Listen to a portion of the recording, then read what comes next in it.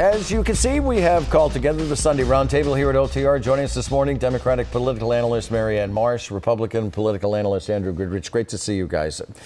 Congressman Lynch on the Transportation Committee sat right in the chair this morning and said that the T should go through a federal receivership. Right, he would like to see a receivership in place once these changes are implemented. What do you think about that? Well, Steve Lynch on the Transportation Committee, when he says anything to do with transportation, you have to take it seriously. Obviously, this is a federal agency. They're going to listen to the congressman who represents a chunk of the district that has the T. That said, Michelle Wu and I think Maura Healey both would prefer a partnership because receiverships have never worked in education and elsewhere, and I think they would like to try to fix this once and for all. What do you think, Andrew? Yeah, I think the real point is oversight, really. So he wants more eyeballs and really talking to the folks over there. I think that's going to be very important. In the real world, is what the Congress. I don't want to put words in the congressman's head, but is what he's saying is we don't trust that it's going to get done correctly or right.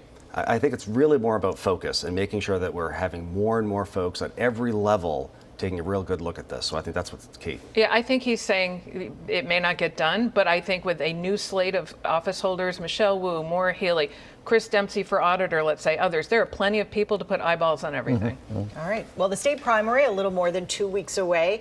In the Republican race for governor, Jeff Diehl brushed off criticism over his refusal to debate Chris Doughty on TV. Good strategy, or will this hurt him down the road? Andrew? I think it's pretty short-sighted. I think any time and opportunity you have to go in front of more voters, especially in front of TV, you're gonna miss those opportunities going forward.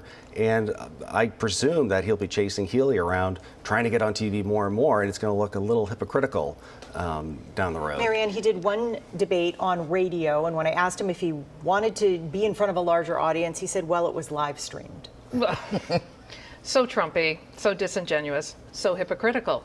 I mean, the fact is, Diehl's gone out and said, I want right-wing, basically propaganda outlets to do this. But guess who's holding all the debates in the general election? Channel 5, other outlets like that, BUR, the Boston Globe, others. Is he not going to do the debates? Is he not going to appear on them? I mean, frankly, he needs to be held accountable by all those media outlets when he said all these things about A, being a hypocrite, and B, participating in the election. I mean, the debates, because our democracy is threatened. And he is being a very Trumpy, anti-democratic, undemocratic individual, and he should be held accountable. But he says he leads by 30, 40 points, his opponent. So he's the one with name recognition, but it's not really good for voters. No, but to Andrew's point, yes, he leads, and in a lot of strategies you play rope-a-dope, but then you add that.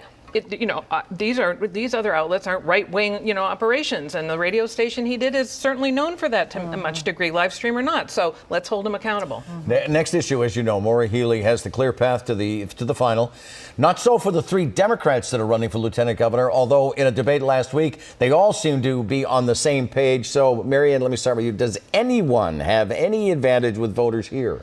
Well, Kim Driscoll has the advantage in the polling, but not in the money. Eric Lesser, who is the Shannon Liss Reardon of the lieutenant governor's race, piling on money on ads on TV. Certainly, it's going to help him. So Kim Driscoll does not control her destiny, but right now she still has the advantage.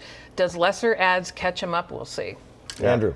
I agree. I think Lesser kind of reminds me of the Live Golf Tour in the sense that a lot of hype, a lot of money, but at the end of the day, is this really a good idea? And I think voters are starting to see that. And I agree. I think Kim Driscoll is in the driver's seat as we move forward because the focus is much more on a local level. Yeah, but they're just a super PAC running ads for her right now. They just started. All right. If the Democratic race for Attorney General came down to TV ads, Shannon Liss Reardon would win in a landslide. With the exception of the Maggie Hassan ads, Liss Reardon has to be a close second in screen time. But ads don't always mean votes, or in this case, do they, Andrew?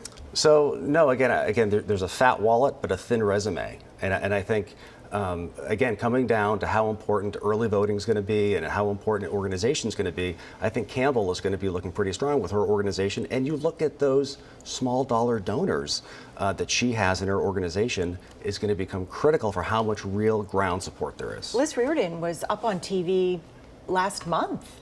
Yeah, I mean, Andrea leads in the polls, but boy, Shannon Liss Reardon has cut into that lead, putting $3.7 million on it. She's a trial lawyer. She's got a lot of money. That has certainly helped her cut that lead. Maura Healey putting Andrea Campbell on her back, campaigning all over the state with her. Steve Lynch endorsed her as well, doing an event, did an event with her on Friday. Everyone's trying to help her out, but just like Kim Driscoll, Andrea's not controlling her destiny. Two close races right there.